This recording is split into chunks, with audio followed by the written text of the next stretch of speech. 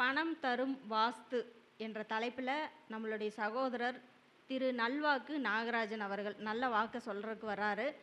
பணம் தரும் வாஸ்து, வாஸ்துவில் நீங்கள் எப்படி பணம் பெற முடியும் அப்படிங்கிற விஷயத்த மிக அழகாக பேச வருகிறார் நம்மளுடைய சகோதரர். வாங்க சகோதரர், வந்து பேசுங்க. முதல் மேடை. எல்லாருக்கும் வணக்கம். தமிழ் சொந்தங்களுக்கும் ஜோதிட நட்புகளுக்கும் மற்றும் மாதா பிதா குரு பாதம் பணிந்து என் பேச்சை தொடங்குகிறேன். ஸ்ரீ லலிதாம்பிகை ஜோதிட ஆய்வகம் மற்றும் திருப்பூர் சகோதரிகள் நடத்தும் 6வது மாதாந்திர கருத்தரங்கில் எனக்கு பேச வாய்ப்பளித்த அனைத்து ஜோதிட நட்புகளுக்கும் எனது மனமார்ந்த நன்றிகள். இன்று நான் பேச உள்ள தலைப்பு பணம் தரும் வாஸ்து. நம்ம வீட்டில் நம்ம இருக்கிற இடத்துல எத்தகைய அமைப்பு செயல்பாடுகள் இருந்தால் நம்மளுடைய செல்வ வளம் பெருகும் அப்படிங்கிறத பற்றி நான் பேச வந்திருக்கேன். நம்ம வீட்டில் நம்ம சம்பாதிக்கிற பணம் தங்கணும், பல்கி பெருகணும். அப்போ நம்ம என்ன மாதிரி வீட்டில்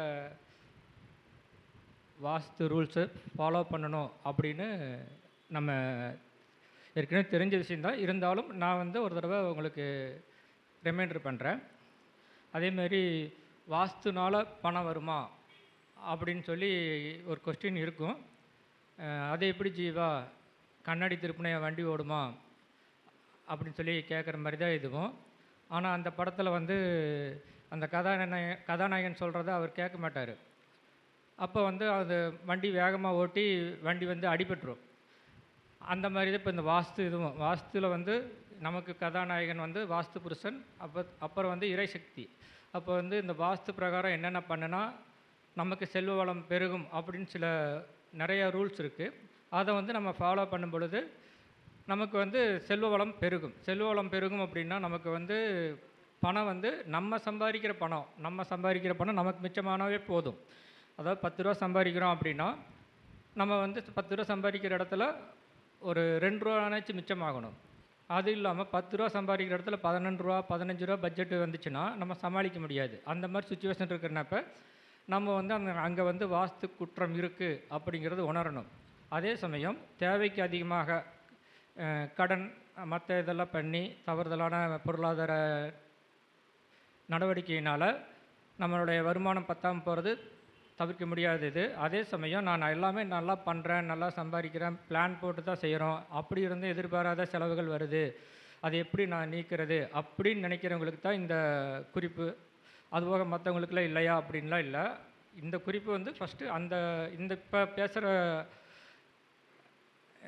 நோட்ஸ் உங்களுக்கு இந்த ஃபஸ்ட் லெவல் மாதிரி எடுத்துக்கலாம். இனி அடுத்தடுத்து வர வீடியோட்டில் நான் நிறையா குறிப்புகள் உங்களுக்கு சொல்கிறேன். இப்போ நம்ம சம்பாதிக்கிற பணம் நமக்கு தங்கணும், மிச்சமாகணும், பல்கி பெருகணும்.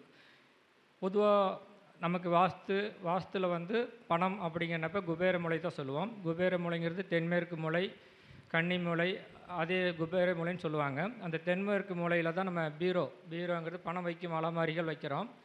இந்த பணம் வைக்கும் அலமாரிகள் அப்படி வைக்கும் பொழுது பீரோ எப்பயுமே நார்மல் தளத்தை விட ஒரு இன்ச்சு இல்லாட்டி ஒரு செங்கல் லைட்டாவது ஹைட் பண்ணி வைக்கிறது சிறப்பு. இதனால் இந்த கருத்தை முதல்ல சொல்கிறேன் அப்படின்னா, இப்போ எல்லாருமே டைல்ஸ் தான் யூஸ் பண்ணுறோம். அப்போ அந்த வீட்டோட தளம் அந்த தென்மேற்கு மூலை உயரமாக இருக்குமான்னு சொல்ல முடியாது. அதே சமயம் பள்ளமாக இருக்கிறது நிறைய பேர்த்துக்கு தெரியறதில்ல. அதனால் ஜென்ரலாகவே நம்ம பீரோவை ஒரு இன்ச்சு ஹைட்டு கல்லுன்னா இந்த கடப்பாக்கல், செங்கல் இல்லாட்டி ஏதாவது ஒரு கல் ஐட்டத்தில் வச்சு நம்ம ஹைட் பண்ணி வைக்கிறது ரொம்ப நல்லது.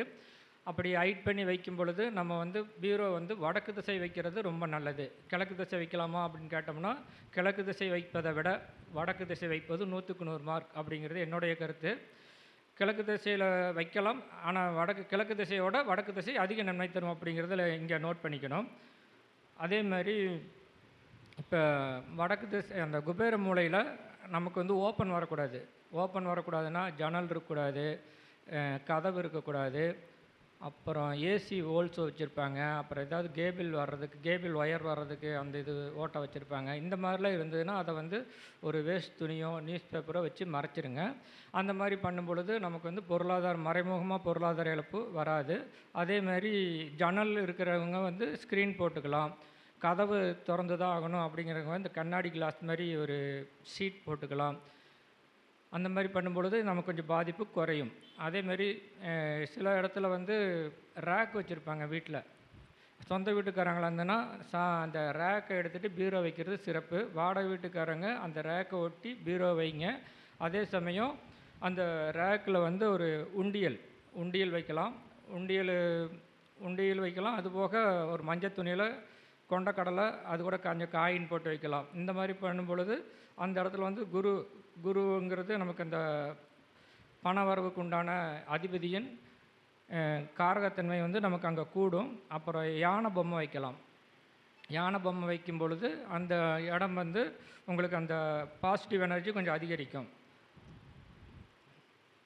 அப்புறம் அந்த குபேர மூலை அப்படிங்கிறப்ப அந்த குபேர மூலையில் வந்து குபேர மூலைக்கு ஈக்குவல் நேர் ஈச்சாணி மூலையில் வந்து எப்பயுமே நம்ம வந்து சுத்தமாக வச்சுக்கணும். வெயிட் வைக்கக்கூடாது. நிறைய வீட்டில் என்ன பண்ணுவாங்கன்னா ஈச்சாணி மூலையில் வந்து வெயிட் போட்டுருவாங்க. வெயிட்டு அதாவது சிலிண்ட்ரு, தேவையில்லாத பொருட்கள்லாம் வைக்கும் பொழுது நம்ம செய்யும் செயல்கள் தடைபடுனா ஒரு முயற்சி பண்ணுறோம் அப்படின்னா அந்த முயற்சி பண்ணுறது வந்து நமக்கு வந்து ஒரு டைம் அட்டம்ப்ட்டுக்கு போதும் 4-5 டைம் அட்டம்ப்ட் பண்ண வைக்கும். அதாவது 4-5 தடவை முயற்சி பண்ண வைக்கும். அதனால் ஈச்சாணி மூளை வந்து எங்கெங்கே எந்த இடத்துல வீட்டில் ஃப்ரீயாக வச்சுருக்காங்களோ அங்கே வந்து அவங்களுடைய செயல்பாடுகள் வெற்றி வாய்ப்புகள் அதிகமாக இருக்கும். ஈச்சாணி மூலையில் வெயிட்டு இதை கொஞ்சம் அடைப்பு பாதிப்பு இருக்கிறவங்களுக்கு வந்து என்ன நடக்கும் அப்படின்னா அவங்க முயற்சிகள் வந்து தடைபடும். அப்புறம் பிள்ளைகளின் முயற்சி அவங்களோட வளர்ச்சி கொஞ்சம் மெதுவாக தான் இருக்கும் அப்படிங்கிறத சொல்லலாம். அப்புறம் இன்னொரு கருத்து இருக்குது. தென்மேற்கு மூலையில் குபேர மூலையில் சாமி போட்டோ வச்சுருப்பாங்க சில பேர் பீரோ வச்சுருப்பாங்க. என்னுடைய கருத்து சாமி போட்டோ வைக்கலாமா பீரோ வைக்கலாமான்னு கேட்டால் பீரோவுக்கு தான் முக்கியத்துவம் கொடுப்பேன். ஏன்னு கேட்டால் நம்மளுடைய பொருளாதார நிலைமை நல்லா இருக்கும் பொழுது மற்ற எல்லா வசதியும் நம்ம செய்ய முடியும். அதுக்காக நான் சாமி போட்டோ வைக்கக்கூடாதுன்னு சொல்லலை. பீரோவுக்கு பக்கத்தில் ஒரு 3 அடி தள்ளி அங்கே சாமி போட்டோவை கிழக்க வைக்கணும். சாமி போட்டோ முக்கால்வாசி கிழக்க வைக்கிறது ரொம்ப நல்லது. அப்புறம் பண வரவு அதிகரிக்க நம்ம பொதுவாகவே பீரோவை சுத்தமாக வச்சுக்கணும். சுத்தமான தூய்மையாக இருக்கிற துணிமணிகள்லாம் கொஞ்சம் நீட்டாக பிரித்து அடுக்கி வைக்கணும். மணமாக வைக்கணும். மணமான இந்த பச்சை கற்பூரம், மல்லிகைப்பூ, அத்தர், ஏலக்காய் இந்த மாதிரி வாசனை பொருட்களை வந்து நம்ம அந்த பீரோக்களை வைக்கும் பொழுது அந்த வாசனை பொருட்கள் வந்து லட்சுமி கடாச்சன்னு சொல்லுவாங்க. அந்த இதனால நமக்கு செல்வ செழிப்பு கொஞ்சம் கூடும் அப்படிங்கிறது ஒரு முன்னோர் வாக்கு. அப்புறம் வந்து இன்னும் இந்த குபேர மூலைக்கு ஈக்குவலாக ஈச்சாணி மூலையை சுத்தமாக வச்சுக்குன்னு சொல்லியிருந்தேன். அங்கே வந்து மீன் தொட்டி வைக்கலாம். ஜென்ரலாகவே நம்ம குபேர மூலையில் தான் இந்த குபேர மூலைக்கு ஈக்குவலாக ஈச்சாணி மூலையில் தான் வந்து வாசப்படி இருக்கும். நிறைய வீட்டில் பொதுவாகவே இப்படி எல்லா பக்கமும் வடக்கு வாசல் கிழக்கு வாசல் நினைப்ப ஈச்சாணி மூலையில் தான் வரும். அதனால நம்ம அந்த இது வச்சுருக்கும் பொழுது அந்த இடத்துல வந்து நமக்கு எப்பயுமே அமைப்பு நல்லா தான் இருக்குன்னா வெயிட் போட மாட்டோம். சில வீட்டில் இந்த வாசப்படி மாறி வர்ற இடத்துல தான் இந்த ஈச்சாணி மூலையை அடைச்சி வரும். அதனால் ஈச்சாணி மூலையை வந்து எப்பயுமே சுத்தமாக வச்சுக்கிறது, நீரோட்டமாக வச்சுக்கிறது ரொம்ப நல்லது. அப்புறம் பொதுவாக வீட்டோட அறைகள் அமைப்பு வந்து 90 டிகிரி அந்த இதில் தான் இருக்கணும். செங்குத்து கணக்கில் எந்த பக்கமும், அதாவது 4 மூலையும் 90 டிகிரியில் தான் இருக்கணும். அதேமாதிரி அறை அமைப்பு வந்து செவ்வகம், சதுரம் அப்படி தான் இருக்கணும். ஏன்னா ஒரு பக்கம் கொஞ்சம் கிராஸாக இருக்குங்க அப்படிங்கிறதெல்லாம் தவிர்ப்பது நல்லது.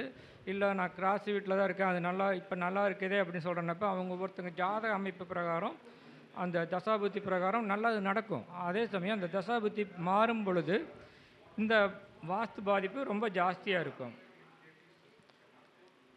அப்புறம் பொதுவாக வாஸ்து குறிப்பு அப்படிங்கிறப்ப வீட்டை சுத்தமாக வச்சுக்கணும். சாப்பாட்டு உணவுப் பொருட்கள் எல்லாம் பாத்திரங்களாக கழுவி வச்சுக்கணும்னு சொல்லுவாங்க. எதுக்காகனா இது வந்து ஆரோக்கியம் மேம்படும் பொழுது நமக்கு வந்து மருத்துவ செலவு இருக்காது, நம்மளுடைய பணம் மிச்சமாகும்னு சொல்லிக்கலாம். அதேமாதிரி ஜென்ரலாக சொல்லுவாங்க 6 மணிக்கு மேலே கூட்டக்கூடாது அப்படின்னு சொல்லுவாங்க, வீடு கூட்டக்கூடாதுன்னு. ஏன்னு சொன்னாங்கன்னா அந்த காலத்தில் வந்து 6 மணிக்கு மேலே அந்த வெளிச்சம் பத்தாதனால நம்ம போட்டிருக்கிற நகை சின்ன பொருட்கள் ஏதாவது தவறி விழுந்துச்சுன்னா அது மிஸ் ஆகிறதுக்கு வாய்ப்பு இருக்குது அப்படிங்கிற மாதிரி நிறைய ரூல்ஸ் நம்ம முன்னோர்கள் சொல்லியிருக்காங்க. அது எதுக்காக அப்படிங்கிறது இப்போ வரும் காலங்களில் பொருத்தி பார்த்துக்கிறது நல்லது.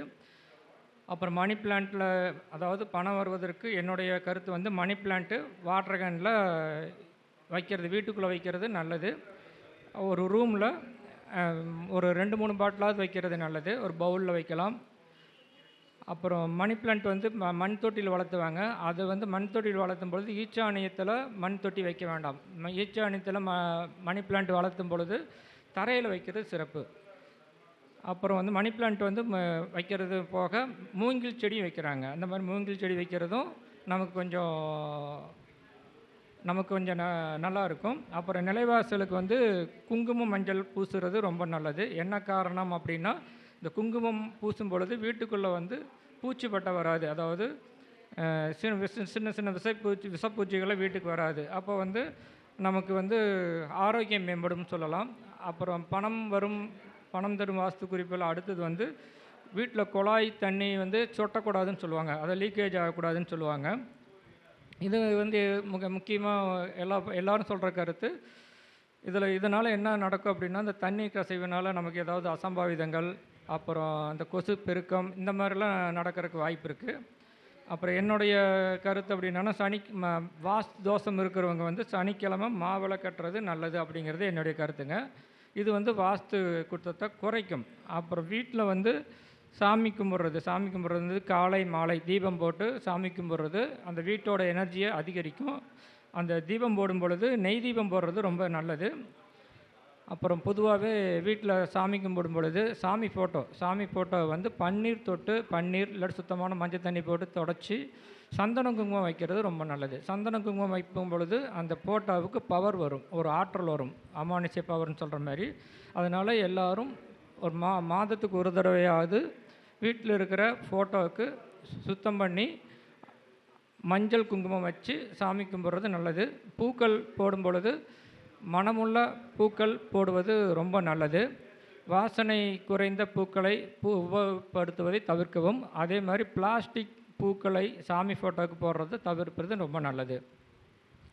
அதே மாதிரி ஏற்கனவே பழைய வாடி போன பூவெல்லாம் வந்து நம்ம அடுத்தவங்க அதாவது கால் மிதி படாமல் அப்புறப்படுத்துவது முக்கியமான விஷயங்க.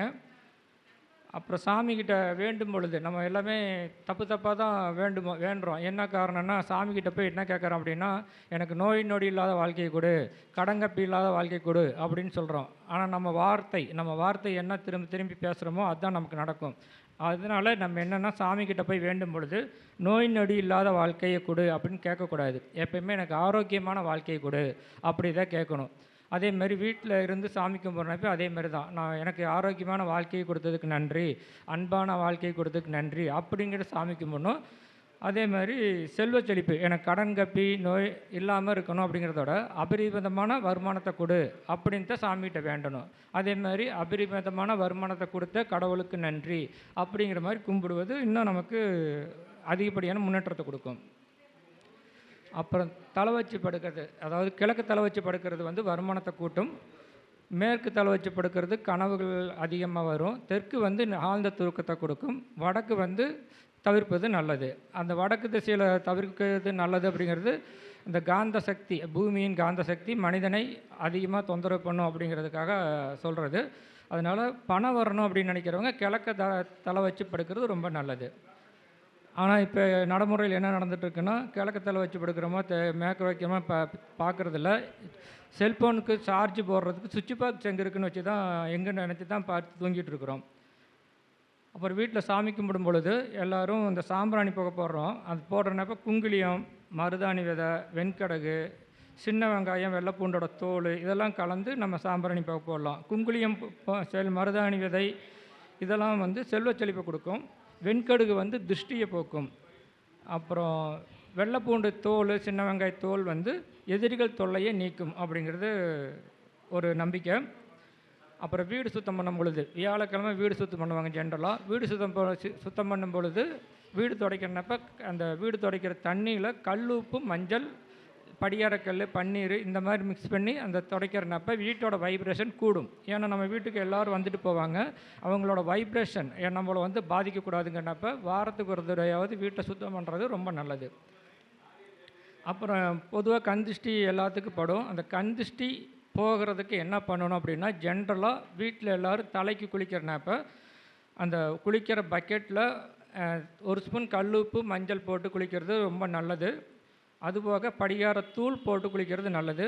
நம்ம ஜோதிடர்கள்லாம் என்ன பண்ணணும் அப்படின்னா, கலசப்பொடின்னு சொல்லி நாட்டு மருந்து கடையில் விற்கிறாங்க.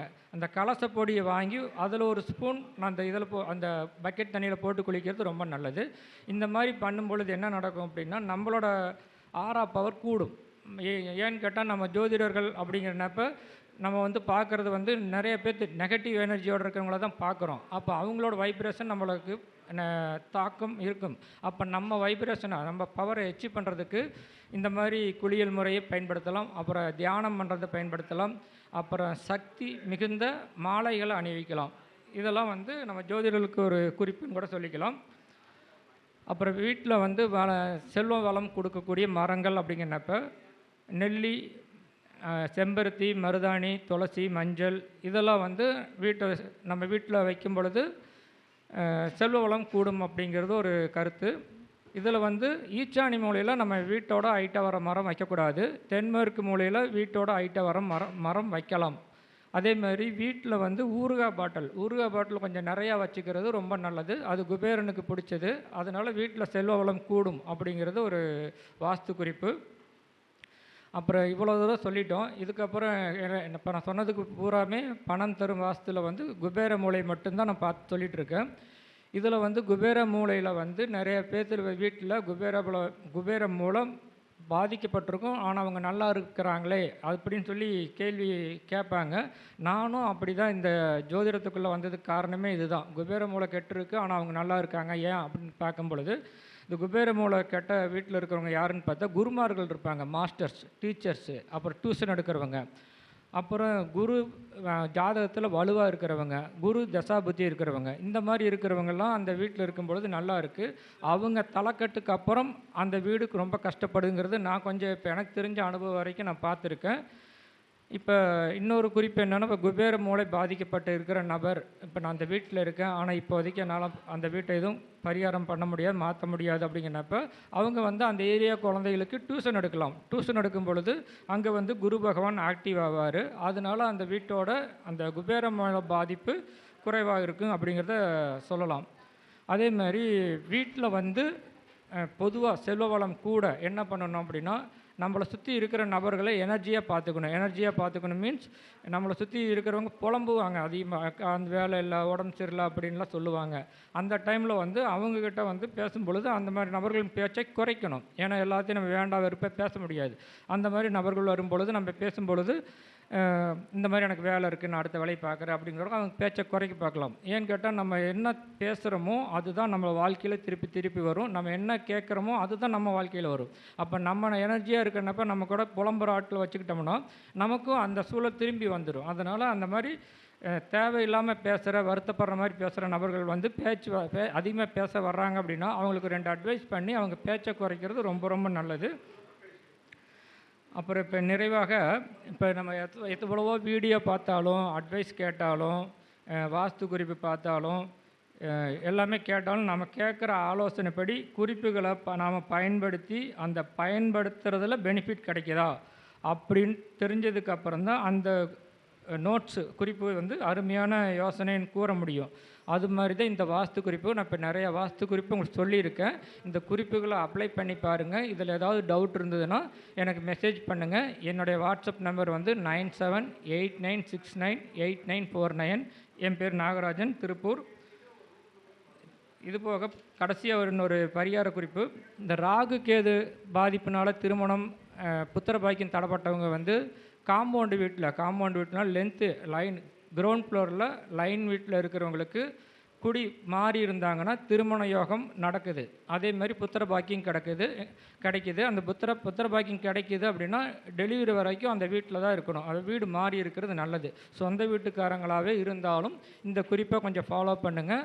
அதுபோக இந்த குரு பகவானால் பாதிக்கப்பட்டு புத்திர பாக்கியம், திருமண தடை இருக்கிறவங்க வந்து அப்பார்ட்மெண்ட்டில், அதாவது உயரமான பில்டிங் 3வது மாடியிலிருந்து அதுக்கு மேல் இதில் குடியிருக்கிறவங்களுக்கு சீக்கிரம் புத்திர பாக்கியம் கிடைக்கிது, திருமண யோகம் நடக்குது அப்படிங்கிறது அதாவது அதிகப்படியான ஒரு தகவலை சொல்லி எனக்கு வாய்ப்பளித்த திருப்பூர் சகோதரிகள், லலிதாம்பிகை ஜோதிட ஆய்வகம் சகோதரிகளுக்கு நன்றி சொல்லி, இதுவரை என் பேச்சை கேட்ட அனைத்து நண்பர்களுக்கும், ஜோதிட சொந்தங்களுக்கும் எனது நன்றி கூறி விடைபெறுகிறேன். நன்றி, வணக்கம்.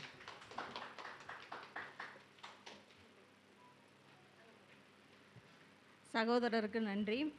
இந்த வாஸ்து அமைப்புகளில் பணம் எப்படி வந்து நம்மளுக்கு நிரந்தரமாக இருக்கும் அப்படிங்கிறத பற்றி மிக அழகாக தெளிவாக விளக்கமாக சொன்னார். சகோதரருக்கு மிக்க நன்றி. திருப்பூர் சகோதரிகள் சார்பில் அவங்களுக்கு ஒரு சின்ன மரியாதை.